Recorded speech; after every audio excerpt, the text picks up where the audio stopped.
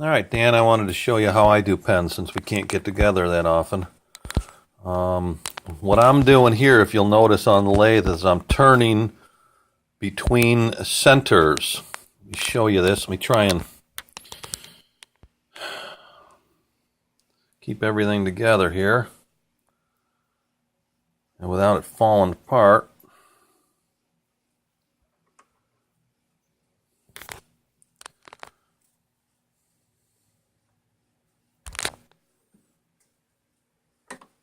Almost.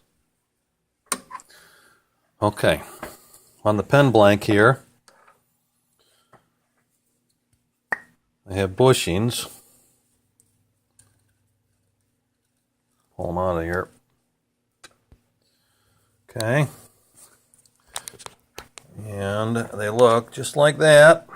They're specifically sized for the pen that we're making. We're going to make a cigar pen, kind of like the one that I saw that you did.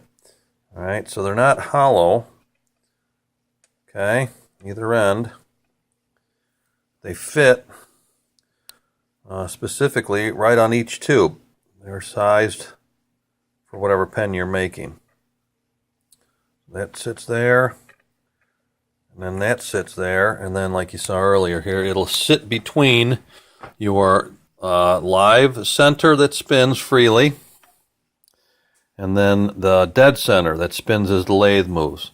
So what you do is you just put it in there and then tighten it up taut, just like that, and turn it on, and then adjust your tool rest and turn.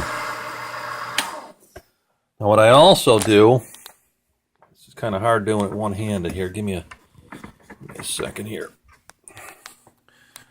Another setup that I got here that you might enjoy is after I pull the bushings out of that, in order to square up the ends of that tube, I use, originally, we start with this, which I'm sure you have if you're doing them. Okay, you got that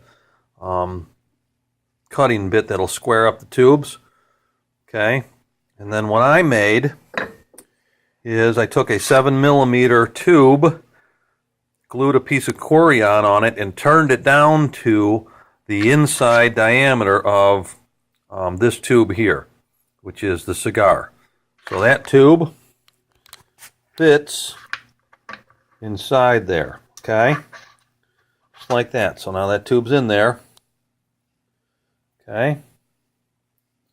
Inside the tube there. And that way you can use that on your mandrel when you go to size up your pen. That thing just fits right over that one.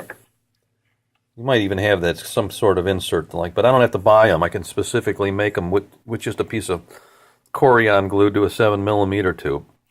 And then you just ride it up against it. That'll square it up pretty good, but not good enough. What I like to do is after I get going, get it rounded, get it close to my diameter, I take it and I put the tube back in there, and I've taken an old 7mm tube here, drilled a hole in my little workbench here, and just mounted it underneath, on top, so it's just sitting on there. Okay, and then I punch a hole in some sandpaper with a hole punch. Set the sandpaper down there.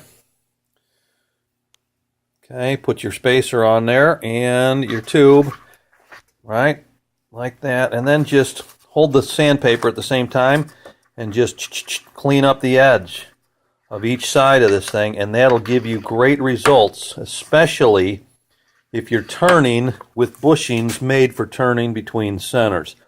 This pen, you'll not have any edges here between your material and the pen parts. You won't feel that with your fingernail when you put it all together. You won't have any. It'll be real nice and smooth all the way around. So kind of a couple tricks here was this little device I made for the, cleaning up the edges. Like I said, after I clean up my edges after I've turned the pen down quite a bit, got it close to my diameters, then I just go and put it on there, clean them up, and then I remount it and bring it back down to the dimensions. So that's one trick that I use. And then, like I said, we're turning between centers here. we don't have the mandrels. And I'm trying to find one. You know what I mean? We don't use the rod with those type of bushings that go onto the rod. I don't use that anymore unless I really have to. If I got a weird pen kit that I don't have these specific bushings for. But I don't know. That's kind of my lathe setup here. It is an absolute disaster. I've been making quite a few pens and toothpick holders today. But I don't know. I got a little magnet there, hold some of my tools, and I got all kinds of stuff here going on. All right. But hopefully you get something out of this. Talk to you in a bit.